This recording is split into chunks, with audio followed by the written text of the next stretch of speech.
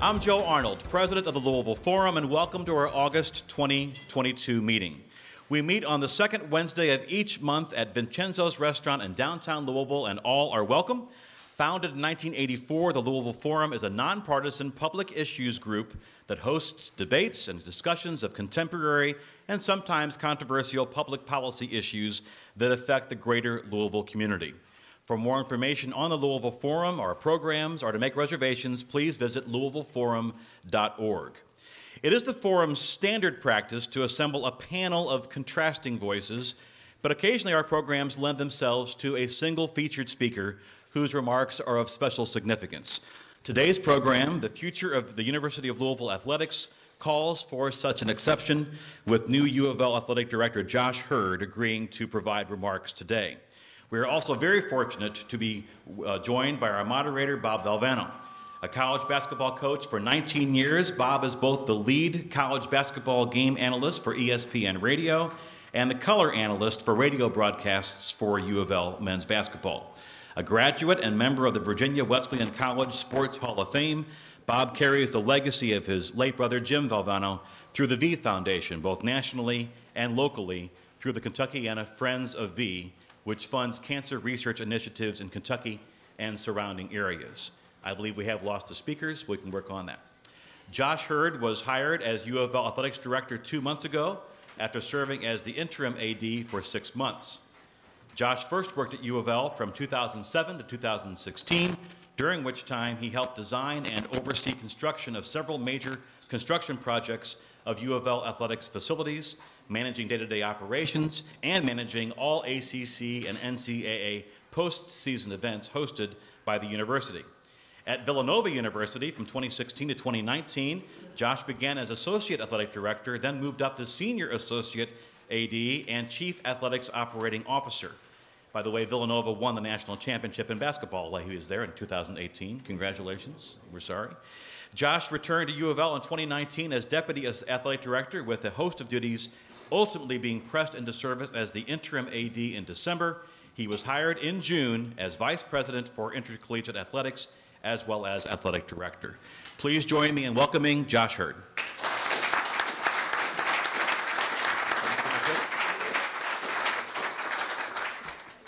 See if we can get this thing right here. Thank you. Really honored to be here. A little underprepared here. My assistant is out this week, and so I'm relying on my calendar, and she said question and answer for this, so I did not prepare any remarks here. So apologize for that. So going to try to get through 5 or 10 minutes here without any prepared remarks, and then let your guys' questions carry the day here. So just like I said, really excited to be here to share what we're doing at the University of Louisville, not just within the athletic department, but the university as a whole. And for me, having the opportunity to lead our athletic department is something that's really special for me because of how connected I want, and I think this university, this athletic department has been to this community. That was really important to me. And when I go back to my time at Villanova, Villanova it's a small private Catholic school. And as good as they were in so many things, and I talk about Villanova all the time, they didn't have that connection to the community. They didn't have that connection to Philadelphia like the University of Louisville does. And for the university to be successful, for the community to be successful, we have to be working in tandem.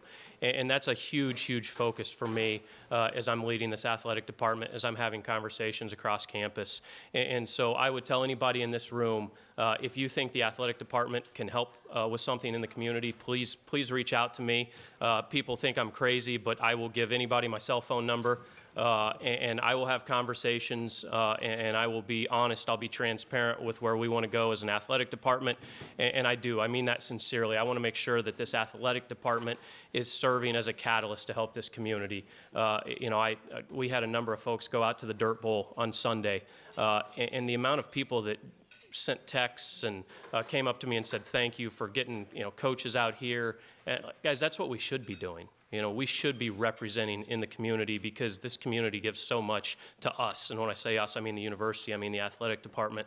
And so I do want to make sure that we're out there participating, engaging in community service. talking to our senior staff this morning, we did a couple of things last week relative to helping the flood victims in eastern Kentucky. And once again, the amount of people that said, hey, really appreciate you guys doing that, that should just be the norm for what we do. We should be out there in the community. We should be participating. And like I said, I want to make sure that we're active members of this community. I think to hit on where I see the future of this athletic department going, we sat down as a staff and talked about what our goals are, what our vision is for the athletic department. And one of the things we talked about, first and foremost, is making sure that we're providing a world-class experience for our student athletes. That's the most important thing that we can do. Every decision that we make, we want to center it on our student athletes and making sure that they're successful.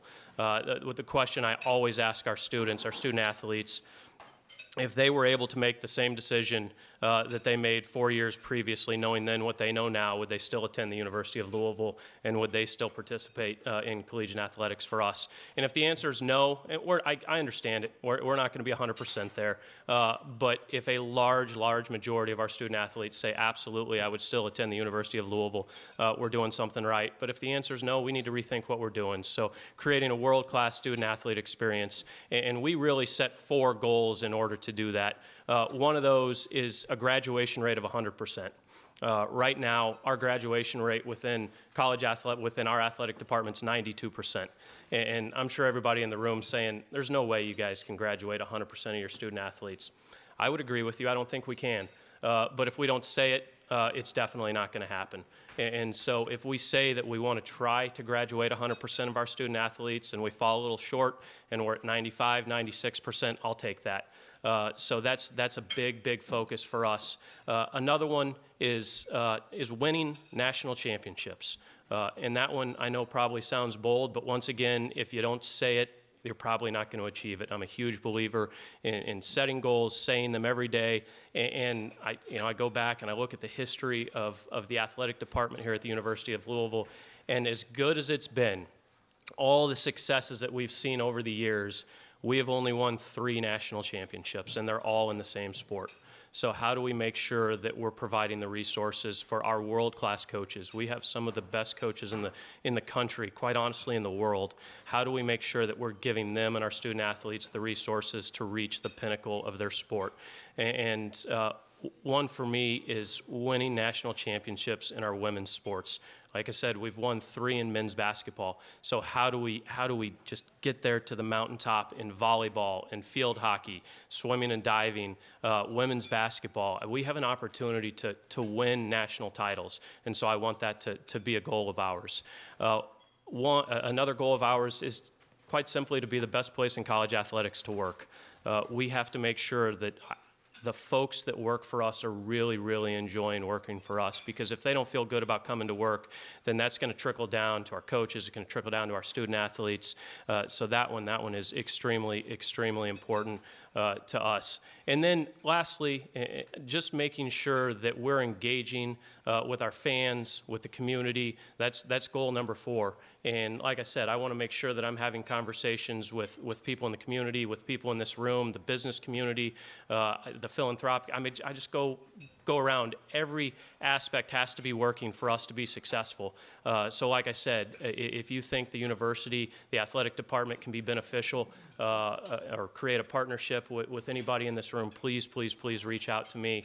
I will respond. I will respond quickly because like I said, if the athletics department, for me, which is the catalyst for the university, if that's being successful, then this community has an opportunity to be more successful. So like I said, that's kind of the short-term vision.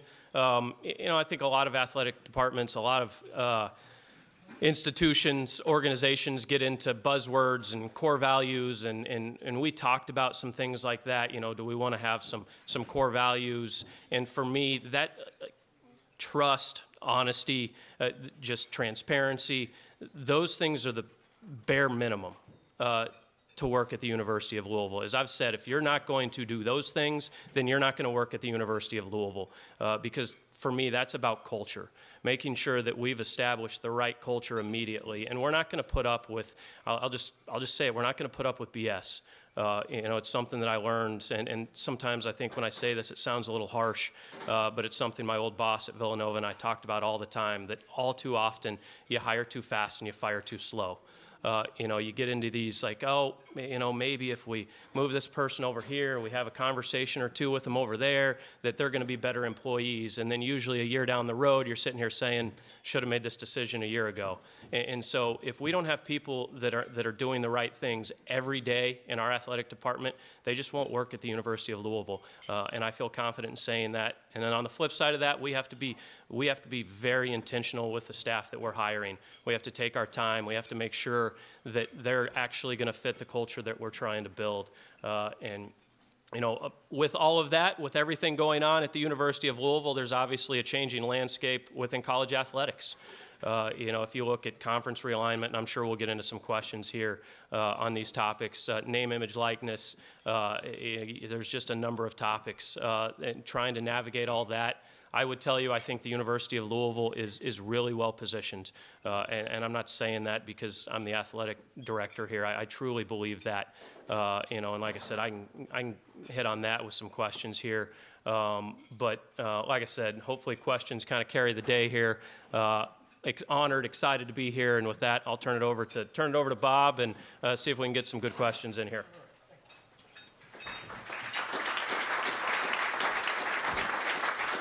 I don't know where you think you're going. You got to get back up here. Right.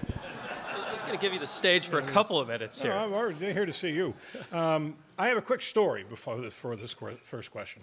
When we travel with the basketball team, especially when Coach Pitino was here, I mean, it's a 12-man basketball team, but the traveling party was like 50. I mean, there were people everywhere. And I'm a little shy in those circumstances. I don't know who they are, and I'm embarrassed to ask them. I don't know if it's one of Rick's friends from New York or Lexington or here or his relatives, so I would just kind of be quiet. We were on a trip, and, you like this, we're eating at communal tables, and Josh came and sat at our table. And he sat and visited with us for a while, and we talked, and had a nice visit. And then he got up and he left. And I turned to Paul Rogers. I said, "Boy, he's a really nice guy. Who the hell is he?" I did not, and that's true. I didn't know who you were then. Now I know you're still a nice guy, and now everybody knows who you are. But you made a comment at your introductory press conference. I want you to amplify a little bit. You said when your boss at Villanova called you down here to offer you the job, and you were obviously very excited, and then he said something along the lines of, "But I have to tell you, if you're mean to my staff, I will fire you." And I said, why you chose to bring that up at your introductory press conference, there has to be something behind that that's very valuable and very important to you. Why did you tell that story? For me, it goes back to culture. And once again, I go back to all the experiences that I've had throughout my career and my lifetime. And I think we've all experienced that staff member, that employee that, let's just say we'll call them just a jerk, right? You have bad experiences with them. And how many times do you just excuse it? Like, that's Mike, he's just a jerk. Well, Mike's a jerk because we let him be a jerk. And that was something for me that Mark, my former boss at Villanova, established from the jump, day one, with me. And I remember it, and I think I told the story, but I was running through Cherokee Park. I'm sure some of you know I try to run a decent amount. And running on the trails in Cherokee, and I look down, and it's Mark, and I stop my run, and he offers me the job. I'm super excited. I accepted. He's excited. And then he stopped on a dime, totally changed his tone, and he said, "I just want to make sure one thing's very clear." He said, "If you're mean to anybody on my staff, I'll fire you." And right then, it's like, all right, like he established how he expects me to act. And there was questions that I had, like, is he going to live up to that? And I can assure you there was a situation that presented itself, and I was in the middle of it, the way somebody had actually acted towards, I don't say towards me, it was actually directed towards another staff member. And I sat on it for a day. I'm like, I'm not, is this big enough to bring up with Mark? And eventually I brought it up with him because I said, if I was in Mark's shoes, I'd at least want to know. And I said, do with it what you will. And he came back later, 24, 48 hours later, and he said, "Josh, just so you know, I'm gonna fire this staff member because of what transpired, and it's not going to be fun." And I said, "No, I think it's the right thing to do because if he didn't, once again, he's saying and he's accepting that behavior. And so that's one thing that, like I've said, we are not going to excuse behaviors within our athletic department. We're going to unequivocally do things the right way, and we're going to try to do that every day. Are we going to nail it? I'm not going to say we're going to nail it, but we're going to try really hard to nail it. As we're gathering the questions from everyone else, here's another one for you. I know I talked to you about this before we came in.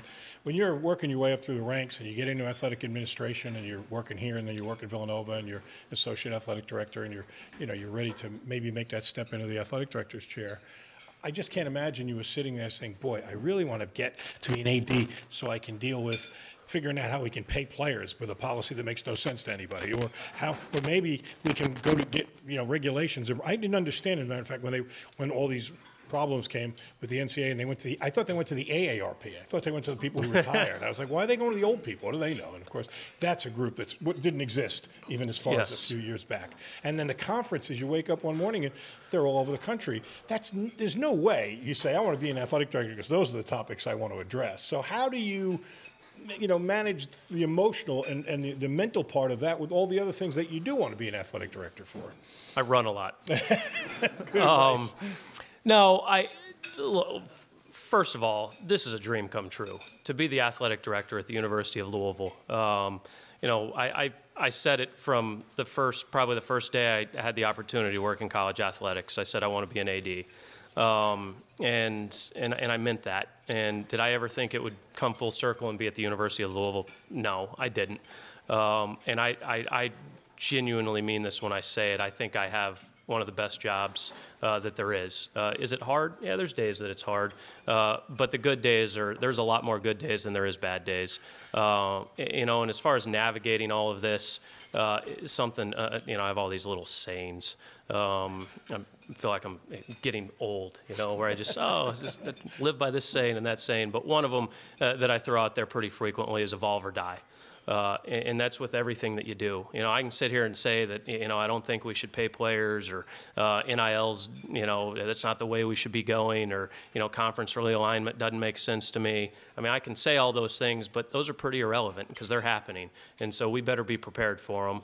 And so that's what we're going to try to do as a staff, and me especially, just making sure that I'm staying up to date on everything that's happening so that we can be on the cutting edge and make really good decisions and put the University of Louisville in a position to be successful. What keeps you up at night about the job? A lot of times it's just our staff's over 300 people. 650 student athletes. People are going to make mistakes. And are we prepared to handle it when those mistakes are made? I'm going to make mistakes. And have we put ourselves in a position to make sure that we can handle whatever that mistake is? It is. There's hard decisions, and and I go back to student athletes. That one's really difficult for me because student athletes are going to make mistakes, but they are in the public eye, and a lot of times I struggle with when somebody, a 19-year-old makes a mistake, and it's just like, they just get crucified for it. And all too often, I think we look at it through our lens a lot of times, I would have never done that if I was, when I was 19. Well, a lot of us were raised quite a bit differently than a lot of our student athletes. And so maybe they didn't have the parents, they didn't have the community around them to say, hey, you should or shouldn't be doing things like this. And so how do you balance making sure that you're giving them every opportunity to be successful while also at times protecting the university? I can tell you there's a lot of things that keep me up at night. But like I said, at the end of the day, I love this job. I love everything about the University of Louisville. I love everything about the city of Louisville. And so I'll take the handful of bad days with a bunch of really good ones. As the kids say, FWIW.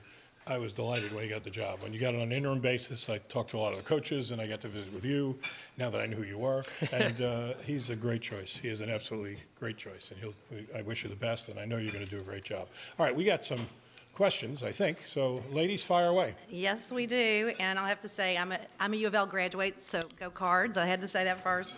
And I wore my red and black just for you. Love it. Love it. So what two things most need fixing, and who are you relying on to get them fixed? So one of the things that I think we really have to focus on is establishing and building trust amongst our fans, amongst this community, even within the campus community. I don't think anybody's going to disagree with me when I say that we've had a few issues over the last handful of years. But if we can continually focus on just making the right decisions every single day, hopefully we can just start to build that level of trust so that when we do make a mistake, like I said, we're going to make mistakes that everybody or a large majority of the folks in the community, our fans, say, yeah, understand that, and that's okay. But we had just lost a lot of trust within the community, and we have to build that back. As far as who I'm relying on there, it's our entire staff. It's every one of our staff members, and one of the things I say it a little more pointed than this, but we can't make mistakes.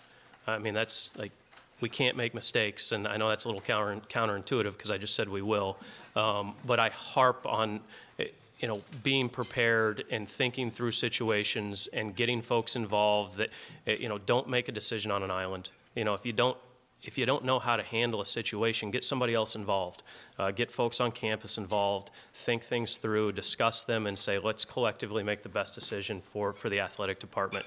Number two, I think, is just, speaking to our fans trusting us, just making sure that they really, really enjoy themselves when they participate in any event that we organize, put together, sporting event for our fans, just making sure that they have a really good time.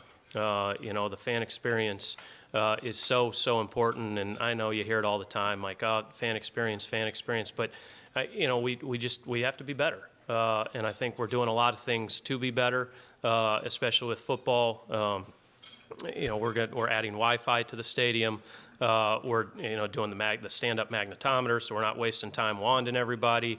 We're doing ticket scanners as opposed to, all right, hand your phone to somebody else and this and that, and then we went to a ticket membership program as opposed to just a season ticket holder, so that we're creating opportunities for our fans to engage with our department a little bit better. We had an open practice for season ticket holders who chose to attend that last Saturday with football. Just trying to create those touch points so that our fans can feel connected to our athletic department, to our staff, to our coaches, to our student athletes. Did you do focus groups with fans? Did you have them return questionnaires? How did you know what things were important to them? That was a big piece of it. We did a end of the year questionnaire with football and with basketball. And we had some positive feedback, but we had some negative feedback. And like I said, we have to try to get better every day. And I'm confident. I feel good until we screw it up. I feel really good about where everything's going for our first football game. And it's what I tell our staff all the time: is anticipate what's going to happen. Right? Don't sit there and react to it. Work through. I was telling Erica, who's going to oversee our ticket operations for us, I said, have you thought about what happens if our ticket scanners don't work on that first game? It's the first time we're using them. And so, how do we react to it as opposed to just getting long lines and everybody walking away pissed off at us? And so just making sure that we're really anticipating everything that could happen. And so that way, because some of these things, they'll happen, that we can react to them effectively, efficiently, and move forward. All right, great. Mental health is in higher education is a topic receiving much attention in the last few years. How does U of L athletics address athletes' mental health needs, concerns, and any programs in place? Man, I feel like I planted that question. I've got a good answer for that one. No, so speaking of asking questions, that's something that was very evident as we talked to our student athletes. What do you guys need to be successful? What areas are we falling short in? and it was access and support relative to mental health. And so it was really important to us as we were working through healthcare providers, the amount of mental health support that they were going to provide. And U of L Health made it very, very evident that it was going to be extremely important to them as well. And so we're going to go from 2 staff members to 10 to support our student athletes from a mental health standpoint. And like I said, that's so important to me as I listen to our student athletes, to just make sure that they have the support in those areas.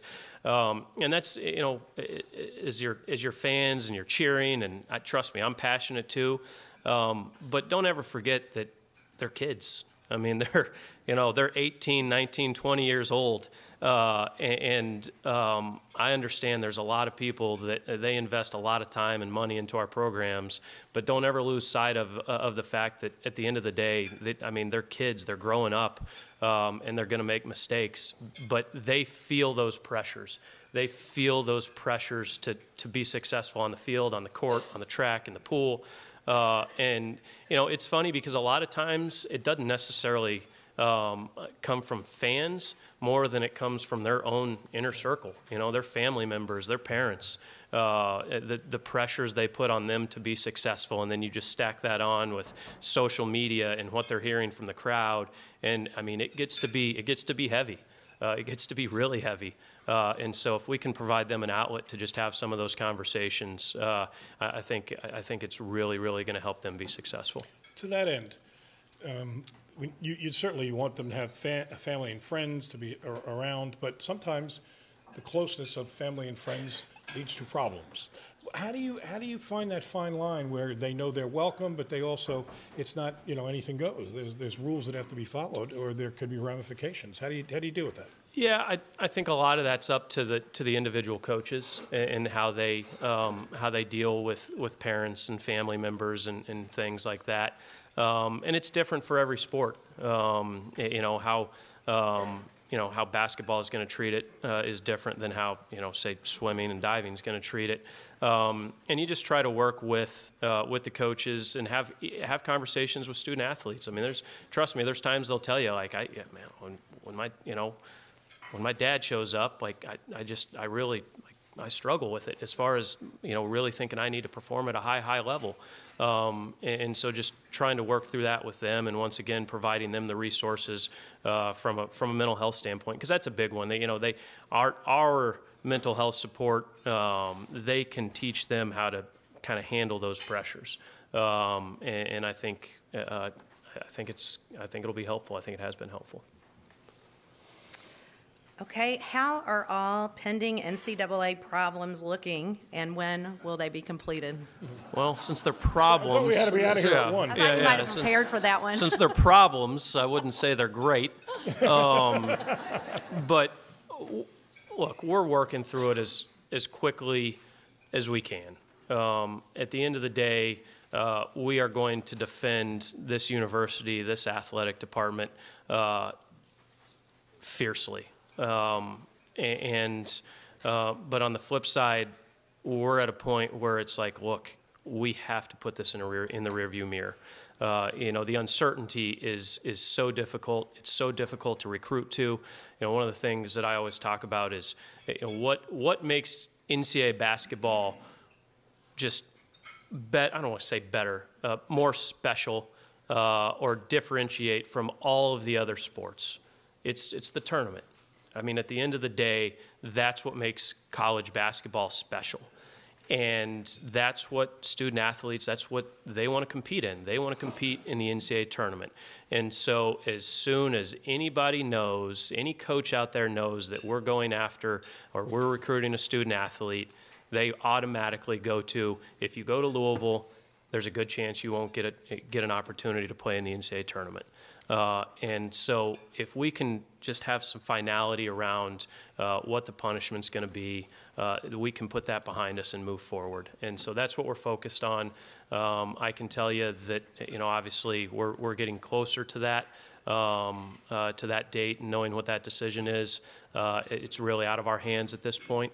I think we've said all that we can and will say about the allegations, and at this point, we're preparing to move forward with whatever the decision is, and work really, really hard to make sure we don't put ourselves in that situation ever again. I'm sure you know this, but the perception for a lot of people locally is when this first broke, Louisville looked like they were doing everything they could to cooperate. They really bent over backwards to cooperate, and they felt like they got hit with a bag of hammers. The perception now is no more. Now we're going to fight you tooth and nail. Is that a conscious decision, or how did you get to where you are right now in terms of how you deal with these things? I would tell you, and it's hard for me to talk about this because I can't.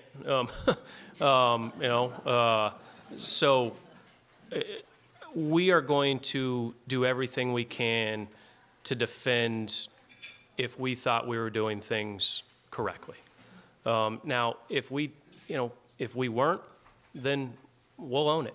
We'll say, hey, we should have been better here, and we know that there's going to be, there's going to be some punishment tied to this. But if we think that, hey, we handled this correctly, then we're going to defend ourselves, and that's what we're doing. Fair enough.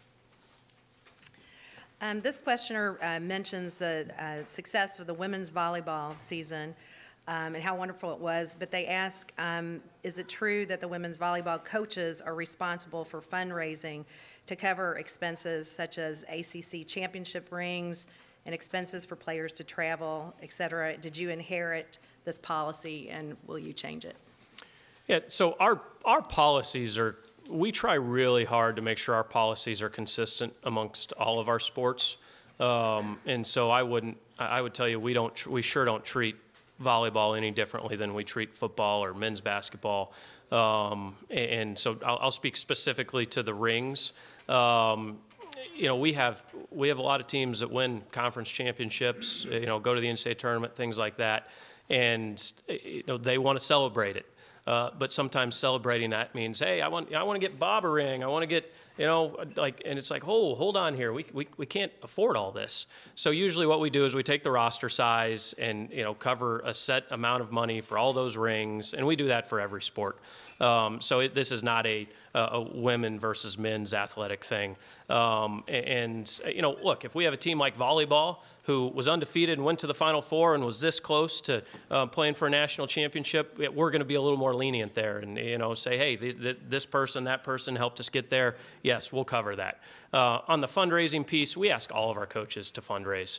They know their programs better than anybody else, and they can make those connections a lot of times even better than I can when I'm talking to a donor or a potential donor. And so all of our programs have what we call restricted accounts.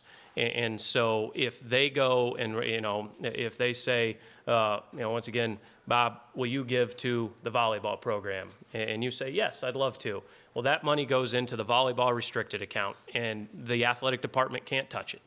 That's for those dollars to be spent on volleyball-specific projects. On the flip side, if I go to somebody and say, hey, Keith, I know you're really interested in Louisville athletics. I'd love for you to support our programs. And, say, yeah, absolutely. Well, then that money is just going to go to a central fund that allows us to, manage that wherever administration feels like we need it.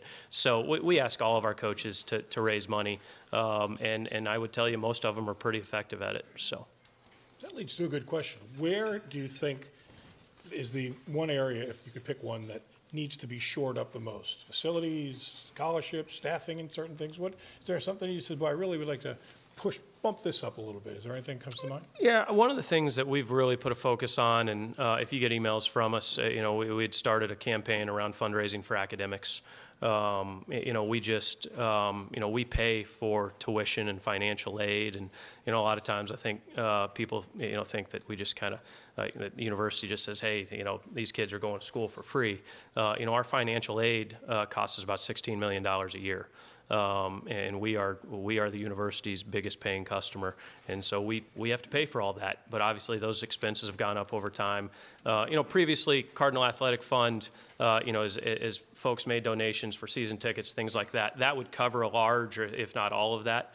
But we're just there's just more demands, there's more pressures on that budget. We have a ton of kids that want to go to summer school. We have a ton of kids that want to try to graduate in 3 years. And so we've always budgeted some dollars for that, but not enough. So want to try to fundraise for that. Degree completion, want to make sure that if we've got student athletes that say, hey, I'm going to leave after my junior year and I didn't quite cross the finish line to get my degree, that they have the opportunity to come back and we're going to cover it. I would tell you, I think we have two pretty good people that are spokespeople for that, in Kenny Payne and Dion Branch, working for us right now. Neither of them graduated when they were here, but they came back and got their degrees. And so want to make sure that we can, anybody that wants to come back, that we can pay for them to go to school. And then the other piece of this, it's called Alston. It's a court case, Supreme Court case, Alston versus, I'm not sure. But it went to the Supreme Court. Supreme Court decided that essentially we athletic departments could give up to $6,000 funding for each student athlete that we have based on academic achievements. So, and each school got to choose what those academic achievements were. If you had above a 3.0, if you were eligible, if you had above a 3.5, whatever it may be. And so essentially it's just adding to the scholarship dollars that we can give our student athletes. And we're at a competitive disadvantage if we're not providing that. And so, if you do the math, 600 student athletes, $6,000, $3.5 million. And so that academic campaign, we need to fundraise for that to provide as much of that as we can to our student athletes as well. So I would tell you that's a big one right now. Very good. All right, ladies. All right, I'm going to combine two of the questions here. One of them, the first one is, are you going to bring back women's gymnastics? And then the other is, with recent high-profile coaching changes, what is your plan for retention of current coaches in less high-profile sports? Are we going to bring back women's gymnastics? More than likely not. Once again, it's the same answer. Did you submit this, Tim? I'll answer it the same way I answered it when Tim asked me that. Never say never, but probably not. I think we're in a pretty good space relative to the sports that we do sponsor. We've got 23 sports that we sponsor. We have to make sure that our participation numbers are in line with the student body male to female ratios, and that those have been fluctuating with COVID and all that. So we have to make sure that those are where they need to be. But we can do that within the bounds of the sports that we sponsor right now. And then retention relative to less high-profile coaches. Was that it? Yes. Yeah, I think we've done a really good job of retaining coaches that aren't football, basketball, things like that. Obviously, Danny, our volleyball coach, signed a new contract, new men's basketball coach. So presuming Kenny's going to be here for a while. Scott's in the middle of his, and I'm speaking high profile right now. Scott's, he's not even halfway through his contract. I get all these questions about, what are you going to do with Scott's contract, relative to this? I'm like, guys, he's not even halfway through a 7-year deal. He's going into season 4. And so we'll cross that bridge when we get there. Jeff Walls just signed, I don't want to call it a lifetime contract, but it's a 7-year deal. Think we're in a good spot there. And, those were some conversations. He wanted to do some things relative to his family and making sure that they were going to be in a good position, because he doesn't want to coach till he's 70. So he's kind of got a finish line and he wants to get there. And so we tried to put some things in his contract to get him there. Arthur Albiero's basically under a lifetime contract, so he's here as long as he wants to be here. Dan McDonald's in the same boat. He's here as long as he wants to be here. I can go right on down the list. I think John Michael, our men's soccer coach, just signed a new contract. I think our women's lacrosse just signed a new contract. I think most of our coaches, if not all of our coaches, they'll have the opportunity to be here as long as they want to be here. Do you have a regularly scheduled time to meet with them? Not necessarily like a sit down at your desk, but just to kind of get together and over lunch or something. There's a lot of coaches to do that with, but do you build in some time to do that with them, or how do you handle it? I'm a big believer, and once again, one of my little sayings here: just show up. coaches don't have to watch everything that's going on in practice. And so I'll go spend, 20 minutes with our coaches and just catch up with them when they're on the practice field. Try to travel with them from time to time. That's, as you know, there's quite a bit of dead time on the road. And so obviously we do have scheduled meetings.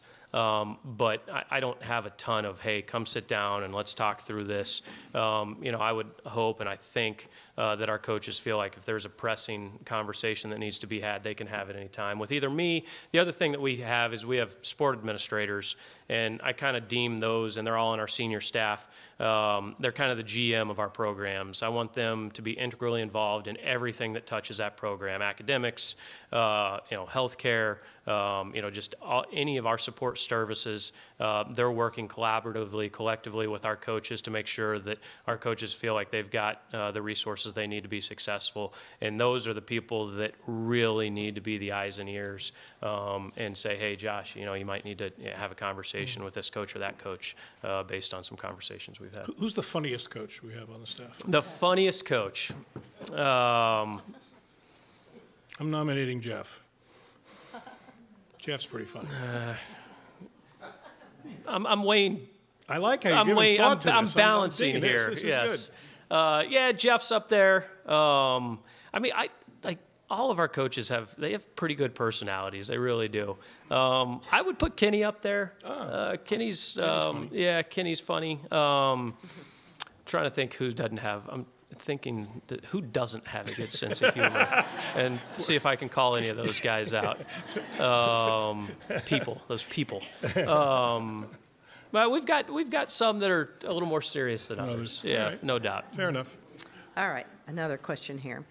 Given the unprecedented size of some of the conferences now, such as the SEC and Big Ten, would it be a wise move to separate college football from the conferences and have the conferences exist for all of the other collegiate sports? I think it's a discussion that needs to be had. It's a different animal. Football is just a different animal comparatively to a lot of our sports. And, I'll use UCLA and USC. I memean, think about being on the women's soccer team and having to travel to, Rutgers, to travel to Penn State. I just think that would be miserable. And so are we really worried about what's best for the student athlete when we're making these decisions? Football, for me at least, you can justify it's probably 4 road trips a year, maybe 5. You can justify getting on a charter flight. It's a few extra hours here or there. Even with all that windfall of cash that those schools are going to get, I still have a hard time believing that they're all of a sudden just going to be chartering, for all their other sports. And it just makes it really hard, extremely hard. So yeah, I think that's, and I know some of these conversations, they're discussions that are being had. And we've got to get our arms around what makes the most sense for college athletics as an enterprise as a whole, as opposed to just trying to piecemeal it and saying, well, this is what's best right now for this sport or that sport, or from a revenue standpoint, this is what makes the most sense. And so yeah, we have to really look at what makes the most sense for all of our programs, all of our student athletes, and we have to provide some leadership there. All right. Okay. I'll combine these two. How will the 5 major conferences look differently in 5 years? And if league change ever became an option, would U of L consider requesting membership to the SEC? How are the 5 conferences going to look in 5 years? Yeah. If you knew that, you'd be. I was going to say, if I can answer that. No. That's a difficult question to answer, obviously, and I would tell you that I'm very pleased. I'm really happy with where Louisville is in the landscape right now. Are we going to have $100 million in TV revenue or 80 or whatever that number is? No, I don't. Right now we're not at the same level as the SEC or the Big Ten, but I'm okay with that. We're in a really, really good conference academically, athletically. If we look at who our as I call them, our neighbors, we're in a really good neighborhood in the ACC. And, we're proud to be in that conference athletically, like I said, academically. And it's interesting to me, in 2014, we were over the moon to be in the ACC. And now we're sitting here saying, well, maybe we shouldn't be. I'm like, are you kidding me? Like, we're in the ACC. That's a really good conference. We won more national championships in the ACC than any other conference last year. And so our focus in the ACC is how do we build on the brand of football? From a revenue standpoint, that's what drives the bus. The coaches poll came out, Monday? And who has more teams in the top 20 than any other league? The ACC. So we're doing some good things, and we just have to build on the successes that we've had in the ACC, make sure that we're staying connected, make sure that we're trusting in our commissioner and our presidents to make really good decisions and make sure that we're in a position to be successful. And I don't have any reason to believe the ACC is not going to be in a position to be successful now, 5 years from now. So I would answer that question that no, from an SEC standpoint. We are very happy in the ACC right now. I don't want to put you in a position in a public forum to be taking a shot at the Ncaa, but is there a chance the Ncaa is gone in 5 years, 10 years? I mean, has it outlived its usefulness? I think I think it's hard to justify everything that they've done or are doing, and I think it's extreme. Think about what they have to manage. They're managing Division I, Division II, Division III, and then you look. Let's go Division I. I mean, think about the differences between the Power Five to St. Francis, and all these other D1, and so they're trying to collectively make the decisions that are in the best interests of their membership. That's next to impossible. So I sure don't want to say that it's, entirely on them. Do I think that things could have been done a little bit differently, a little bit better? Yeah, absolutely. I'll use this as an example. When we have to submit a waiver in order for our coaches and some of our staff to attend the Dirt Bowl from a community event standpoint because they treat it as a recruiting event, yeah, I'm going to say that they're wasting their time. They're wasting our time.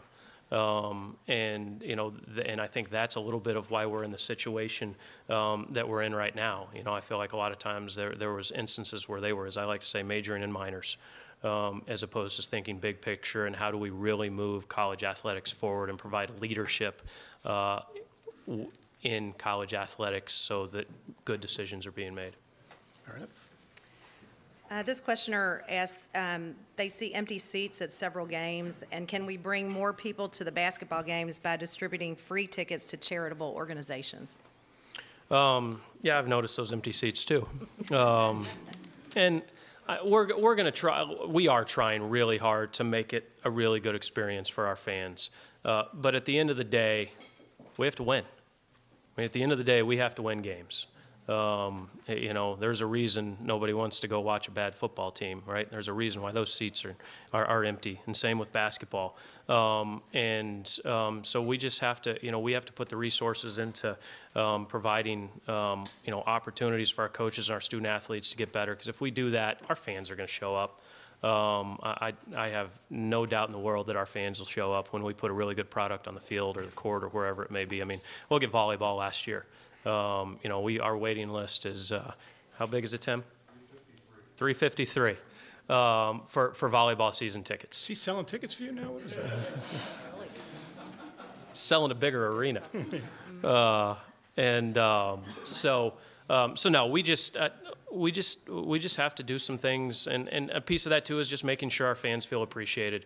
I mean, I think about the time and the effort and the money that our fans put into our program. We have to make sure that they feel appreciated for everything that they do, and we have to connect with this community. I mean, that is so important to me. It's important to our coaches. And as far as distributing charitable tickets, we're going to take a look at anything and everything.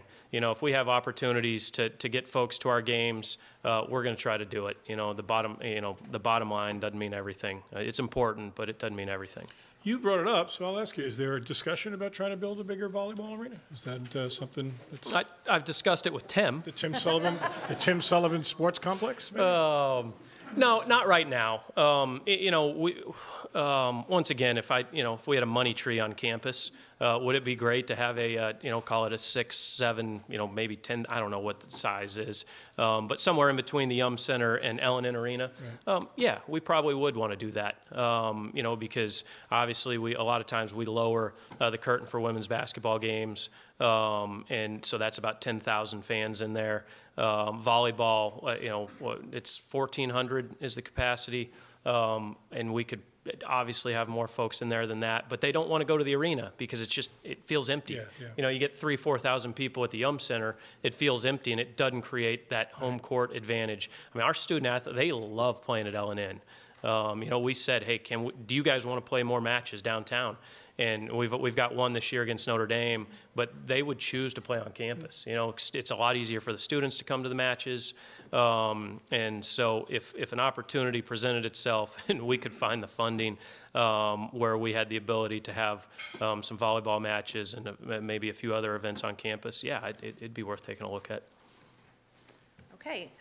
How big a role is NIL playing with football recruiting? It's surprisingly, I don't think it's as big as everybody thinks it is. Once again, I think a lot of folks around the country, based on the success that we've had in recruiting, think that we have this money tree and we're just providing all these NIL deals, and that's not the case. I think what we're providing more than, I don't want to say everybody, but a lot of programs in the country, is we are selling the opportunity for recruits and student athletes to build their brand here in a major metropolitan area and not competing against, major league teams and doing all that. And that's like, they want to hear that. Like they want ownership in building their brand. They don't want to hear like, hey, here's a bunch of money, come play for us. I mean, they would rather build their brand and grow that. And that creates opportunity, obviously, to generate revenue. And so is it important? Yeah, it's important. It's absolutely important. But I sure don't think it's the end-all, be-all. Like I said, I think we've done a really good job of saying, hey, we're going to be at the forefront of providing opportunities that if you come here and you're successful, you're going to make money off of your name, image, and likeness. And I think that's, we've shown that we can, our student athletes, not we, our student athletes can do that, and that's happening. How would you describe your relationship with Scott Sanderford? Me personally, I'd call it a good one. I don't know if he would. No, Scott and I have we really do. We have a really good relationship. I think it's an honest relationship. Him and I have had some very candid conversations through the years. I was, when I go talk about being a sport administrator, I was the sport administrator for football since I've been back. So I've been really with him through my entire time here, which really is his entire time here with the exception of a couple of months. I got here in May of 19. He got here in February of 19.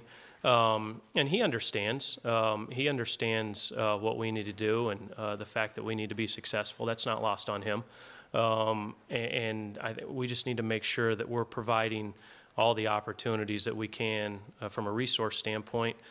Because the last thing you want as an athletic director is to have a coach say, hey, if you would have given me this or that, it would have been different. You know that. Yep. And so and that's where, and I'm sure a lot of people in this room know this, that's something that Tom was extremely good at. It was, hey, I'm going to give you the resources. And if you don't get it done, then you didn't get it done. And so I have that same mentality that we're going to try to give you everything that we can. And so that if it doesn't work, because sometimes, it's not just about X's and O's and who's the best coach and who can draw up the best play. So much of it, it's a fit. It's a fit in the community. It's a fit with the university. And hiring a coach is just like anything else, like hiring an employee. A lot of times you get it right and sometimes you don't.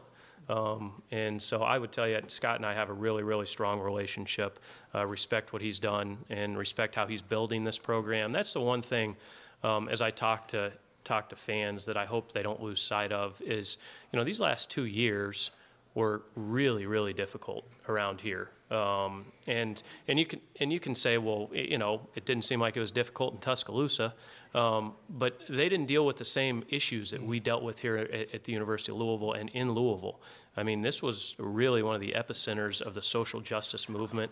And, you know, the example I always use is, you know, we've got football practice going on, and there's a march going over Central Avenue with people carrying AK-47s, you know, like, yeah, that affects our student athletes. You know, that makes them kind of reassess what's important in life. And, you know, as we're having conversations of absolutely go downtown and, you know, if you want to be a part of, you know, whatever's going on, do that, but be safe. And, you know, they were distracted. And they should have been distracted. You know, football wasn't the most important thing when all that was going on. And so now that, you know, I feel like that's obviously you know, just been reduced a little bit, allowing them to really focus on football. I think that's happening. I think Scott's probably the most comfortable he's been since he's been here with the staff that's around him. So, you know, as I joke, you know, if you're not optimistic as an AD in August about your football program, you're in the wrong business. But I feel confident about our football team. I really do. I really, really do. I sent my resume. I never heard back. So can you fill me in on what's the latest with the president's job? I was just wondering this. Hey, I'm in charge of this little department called athletics. I think the only thing that I would add there is, and yes, I have no problem saying my opinion's a little biased because she's the one who made the decision to hire me. But I really like what Lori's doing from a leadership standpoint, Dr. Gonzalez. You know, she's very strategic in how she thinks, and she's, I mean, she's a very effective leader, and I really, really do mean that. And, you know, I think she's just provided some calm around the university and made some decisions. She's going to continue to make decisions, hard decisions. And so, I feel very good about the leadership of the university right now. One more question? Okay. Okay, and this is our last question. Which university has the athletic department that you admire most, and why? You can't say Louisville. That's not fair. But I can say Villanova. Yeah, you can. You know, it's funny. I just because I know it. I know it inside and out. I know the culture that was created there. I could tell you if we could create a similar but different athletic department to Villanova, we'd be in a really good spot. You know, we're going to be more competitive than Villanova. You know, they had one more sport than we do here. They have 24. You know, their budget was a little north of $40 million. Our budget this year is 114. So, you know, it's like comparing apples to oranges. But as far as the culture that they built, and they created this understanding that while winning's important, it's not everything.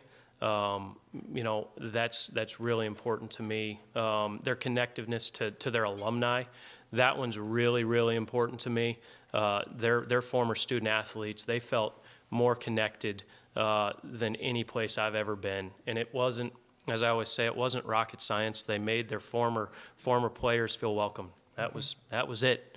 You know, it wasn't splitting the atom. It was like, hey, we want you guys to be a part of this. We want you guys to come to practice. We want you guys to provide your network, to provide opportunities for our current student athletes.